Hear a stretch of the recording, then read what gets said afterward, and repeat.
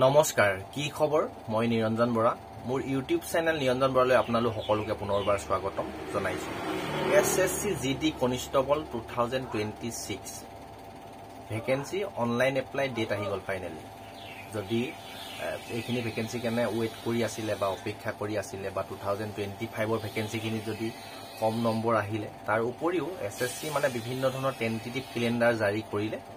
আপোনালোকৰ যেনে দিল্লী পুলিচ তাৰ পিছত আপোনালোকৰ Delhi police head constable Hindi translator MTS হাবিলদাৰ 2026 ৰ পোষ্টৰ কাৰণে অলৰেডি গুটেখিনি ক্যালেন্ডাৰ জাৰি কৰিলে বিশেষকৈ মোস্ট ইম্পৰ্টেন্ট ফোকাস ভেকেন্সি হল এছএছসি জিডি কনষ্টেবল 2026 তাত যেহেতু BSF CISF Assam rifle ITBP SSB CRPF কে ধৰি যিখিনি পাৰামিলিটাৰী ফোৰ্স থাকে তাৰ কনষ্টেবল লেভেলৰ যিখিনি পোষ্ট থাকে সেই ভেকেন্সি খিনি এছএছসি এক্সাম কণ্ডাক্ট কৰে প্ৰথম তাৰ পিছতে আপোনাৰ ফিজিক্যাল টেষ্ট তাৰ পিছত মেডিকেল ডকুমেন্ট ভেৰিফিকেচন হৈ আপোনাৰ চাকৰি পাবলৈ সক্ষম হয় মোস্ট ইম্পৰ্টেন্ট আপোনালোকৰ ভিডিঅ হল হেতুৱে ইম্পৰ্টেন্ট কথা এছএছসি জিডি কনষ্টেবল যত নেকি আটাইতকৈ বেছি পোষ্ট থাকিব প্ৰায় এক্সপেক্টেড এটা অনুমানিক কৰা হৈছে 50-60,000 2026 ৰ কাৰণে ভেকেন্সি দেখা পোৱা যাব আৰম্ভণিতে এপ্লাই হোৱা আপোনাৰ কম আহিলো 20-30 আহিলো কিন্তু যেতিয়ালৈকে ভেকেন্সি খিনি কমপ্লিট হ'বগে তেতিয়ালৈকে আপোনালোকৰ 50-60,000 হ'ব আৰু যেহেতু এতিয়া দেখিছে পাকিস্তানৰ লগত যেটো যুদ্ধ চলি আছে বহুত সংখ্যক জোৱান মৃত্যু হৈছে বহুত সংখ্যক কিবা হৈছে ঘাইল হৈছে এইখিনিটো ভেকেন্সি খালি হ'বই ভেকেন্সি খালি হ'ব তাৰ উপৰিও বেছিকৈ আমি এক্সপেক্টেড অনুমানিক এটা কৰিছো বিএসএফ ত ভেকেন্সি বেছি আহিব কিয়নো আৰু কেন্দ্ৰীয় চৰকাৰে ঘোষণা কৰিছে গৃহ মন্ত্ৰালয়ৰ ফালৰ পৰা যেহেতু বিএসএফৰ আৰু 16টা নতুন বেটেলিয়ন গঠন কৰিব তাত আপোনালোকৰ 1000 কে জোৱান থাকিলো 16000 আৰু ট্ৰেডমেন ক্লাৰ্ক ইত্যাদি এসআই লেভেলৰ পোষ্টটো লাগিব মানে 17000 মান তাত ধৰিত প্ৰায় 50-60,000 কম্পালসৰি অহাৰ চান্স আছে 2026 ভেকেন্সি কমপ্লিট হোৱালৈকে আৰু যেহেতু 2025 ৰ ভেকেন্সি খিনি কমপ্লিট হোৱা নাই এইখিনি খুব সোনকালে মানে এই বছৰতে কমপ্লিট হ'ব বুলি আশা এটা কৰি আছো বৰ বেছি সময় নালাগে যেহেতু এতিয়া ইণ্ডিয়া পাকিস্তানৰ সংঘৰ্ষ চলি আছে যুদ্ধ চলি আছে এনে গম পাইছে তাত আপোনালোকৰ যদি বেছি পৰিস্থিতি বেয়ালে নাযায়কে যদি বহুত বেছি ডাঙৰ ভয়ংকৰ এটা পৰিস্থিতি হয় তেতিয়া হয়তো অলপ লেট হ'ব পাৰে যেহেতু ডিপাৰ্টমেন্ট বিলাক বিএসএফ হক সিআইএসএফ গুটে পাৰামিলিটাৰী খিনি যেহেতু তাত ব্যস্ত হৈ থাকিব হলো এনেদৰে যদি চলি থাকে আপোনালোকৰ বৰ বেছি ডাঙৰ পৰ্যায়লৈ নাযায়গে তেতিয়া এইখিনি খুব সোনকালে ৰিজাল্ট আহিব ফিজিক্যাল লিষ্ট আহিব ডকুমেন্ট ভেৰিফিকেচন মেডিকেল লিষ্ট আহিব সোনকালে কমপ্লিট হৈ যাব বা এইখিনি কথা বাদ দিয়ক মাত্ৰ এতিয়া 2026 ৰ ভেকেন্সি খিনিৰ পৰা আজিৰ পৰা খুব ধুনীয়াকৈ আলোচনা কৰি যাম আজি আপোনালোকৰ 26 ৰ ভেকেন্সি খিনি টেন্টেটিভ ক্যালেন্ডাৰটো কৈ দিছো আপোনালোকক এছএছসি জিডি কনষ্টেবল 2026 যেটো কম্পিউটাৰ বিসাইড এক্সাম হ'ব তাৰ অনলাইন এপ্লাইটো চলিব আপোনাৰ অক্টোবৰ মাহৰ চলিব 2025 ডেটটো দিয়া নাই কিন্তু অক্টোবৰ মাহত 100% চলিব আৰু তাৰ লাষ্ট ডেটটো হ'বগে আপোনালোকৰ নৱেম্বৰ মাহৰ 2025 অক্টোবৰ নৱেম্বৰ মাহতে আপোনাৰ অনলাইন এপ্লাই ষ্টাৰ্ট হৈ লাষ্ট ডেটলৈকে আপোনালোকৰ শেষ হৈ যাব এছএছসি জিডি কনষ্টেবল 2026 ৰ ভেকেন্সি কাৰণে আৰু ইয়াৰ এক্সাম ডেটটো দি দিছে জানুৱাৰী ফেব্ৰুৱাৰী 2026 জানুৱাৰী ফেব্ৰুৱাৰী 2026 ত আপোনালোকৰ এক্সামটো অনুষ্ঠিত হ'ব আৰু প্ৰতিটো ভিডিঅতে কম মই যে এছএছসি জিডি কনষ্টেবলৰ বহুত ভেকেন্সি আহিব নৱেম্বৰ ডিসেম্বৰ মাহত বুলি কৈছিল কিন্তু এক মাহ আগুৱাই আহিলে অক্টোবৰ মাহতে আপোনালোকৰ অনলাইন এপ্লাই চলিব মোস্ট ইম্পৰ্টেন্ট হল এক্সামটো কাৰণে আপোনালোকে ভালদৰে প্ৰিপাৰেচন কৰক এতিয়াৰ পৰা যদি আগন্তুক দিনত এছএছসি চাকৰি লওঁ বুলি ভাবিছে বা BSF CISF Assam rifle as a constable যদি হওঁ বুলি ভাবিছে তেন্তে এক্সামটো মেইন এক্সামৰ মাৰ্কৰ ওপৰতে আপোনালোকে চাকৰি পাবলৈ সক্ষম হ'ব এইটো মোস্ট ইম্পৰ্টেন্ট ভেকেন্সি খিনি কথা কৈ দিলো ইয়াৰ পিছত এটাকে সিলেকশন প্ৰসেস হাইট চেস কিমান লাগিব এক্সামত কি আহিব ৰানিং কিমান কৰিব লাগিব বয়স কিমান লাগিব ইত্যাদি ধৰণৰ এটাকে টপিকত ভিডিঅ' পাই থাকিব 26 ৰ ভেকেন্সি ওপৰত যেটো 25 খিনি কমপ্লিট হোৱা নাই সেইখিনি মই অলৰেডি ভিডিঅ' বনাই আছো এটা টপিকৰ ওপৰত এতিয়া 26 ৰ ওপৰতো বনাই যাম কন্টিনিউ আপোনালোকে চেনেলটো সাবস্ক্ৰাইব কৰি বেল আইকনটো প্ৰেছ কৰি অল কৰি ৰাখিব আৰু এই ভিডিঅ'টো যিমান লগৰ বন্ধু বান্ধৱী আছিল সকলোলৈকে শ্বেয়াৰ কৰি দিও যেটো ল'ৰা ছোৱালী সকলোৱে ভেকেন্সি থাকে আমাৰ অসমৰ আটাইতকৈ বেছি পোষ্ট থাকে এছএছসি জিডি কনষ্টেবল যদি গোটেই অল 28 খন ষ্টেটৰ ভিতৰত চাই এতিয়া আমি আৰু বেলেগ কনষ্টেবল লেভেলৰ ভেকেন্সি খিনি টেন্টেটিভ ক্যালেন্ডাৰটো কথা কৈ দিছো এতিয়া আৰু তাৰ পিছতে আহিব আপোনালোকৰ head constable ministerial Delhi police যত নেকি হাই সেকেন্ডাৰী পাস কৰিলে আপোনালোকে এপ্লাই কৰিব পাৰিব তাৰ এপ্লাইটো চলিব কিন্তু জুলাইৰ পৰা ছেপ্টেম্বৰ মাহৰ ভিতৰত আৰু জুলাই ছেপ্টেম্বৰ মাহৰ ভিতৰতে আপোনাৰ লাষ্ট ডেটটো হৈ যাব আৰু নৱেম্বৰ ডিসেম্বৰ 2025 তে আপোনালোকে এক্সাম ডেটটো ঘোষণা কৰিছে তাৰ পিছত হেড কনষ্টেবল এসিস্টেন্ট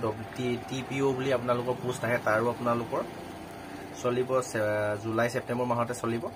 এপ্লাই শেষ হৈ যাব আৰু নৱেম্বৰ ডিসেম্বৰ মাহতে আপোনালোকৰ এক্সাম ডেটটো টেন্টেটিভ ক্যালেন্ডাৰ ঘোষণা কৰি ৰাখিছে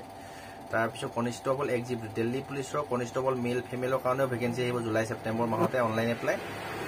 ষ্টাৰ্ট হৈ আপোনালোকৰ লাষ্ট ডেটো শেষ হৈ যাব আৰু তাৰ এক্সাম ডেটো দি থৈছে টেণ্টেটিভ কেলেণ্ডাৰত নৱেম্বৰ ডিচেম্বৰ 2025 মানে এইখিনি এক্সাম হৈ যাব তাৰপিছত আৰু এটা ইম্পৰ্টেণ্ট ভেকেঞ্চি য'ত নেকি constable driver Delhi police only মেলৰ ভেকেঞ্চি থাকে তাৰো এপ্লাই জুলাই ছেপ্টেম্বৰ মাহতে চলিব আৰু জুলাই ছেপ্টেম্বৰ মাহতে শেষ হৈ যাব এক মাহমান চলিব তাৰপৰা নৱেম্বৰ ডিচেম্বৰ 2025 আপোনাৰ এক্সাম হ'ব বুলি টেণ্টেটিভ কেলেণ্ডাৰ উল্লেখ আছে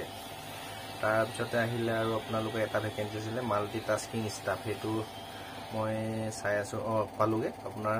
মাল্টিটাস্কিং ষ্টাফ এণ্ড হাবিলাৰ তাৰ কাৰণে জুন মাহতে চলিব এটা মে যেটো চলি আছে 26 জুনৰ পৰা চলিব তাত ডেটটো উল্লেখ কৰি দিছে আপোনালোকৰ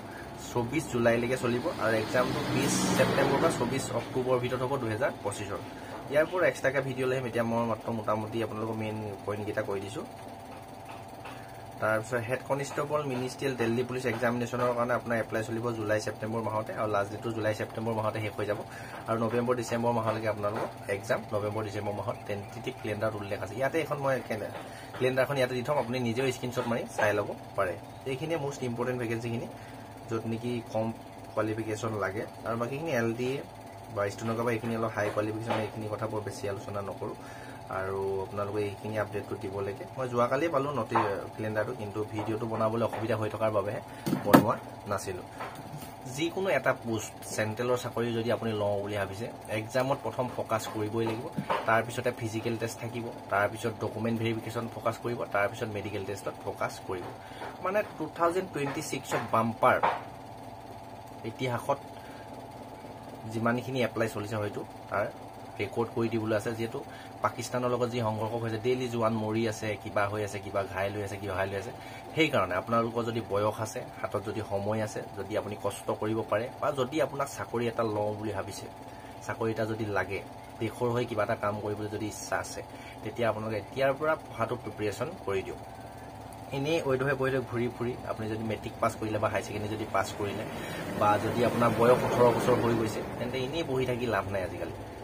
যেতিয়া বয়স হ'বগৈ তেতিয়া পস্তাবগৈ হাতত সময় থাকোঁতে শক্তি সামৰ্থ্য টাইম এনাৰ্জি এণ্ড মনি পইচাটোও লাগিব আৰু পইচা ইনকম কৰাও কিবা এটা আপোনালোকে ঠাণ্ডা কৰক অকল ঘৰৰ পইচাকেইটাই তামোল শিখৰ খাই চিগাৰেট মদ ভাং খাই ঘূৰি ফুৰি এনেই বৰবাদ নকৰিব এইটো সময়ৰ পৰা যদি নতুনকৈ মেট্ৰিক পাছ কৰিছে হায়াৰ ছেকেণ্ডেৰী পাছ কৰিছে এতিয়াৰ পৰাই যদি কিবা এটা কৰাৰ লক্ষ্য উদ্দেশ্যত থিৰাং কৰি নলয় মানে এনেই যেনেকৈ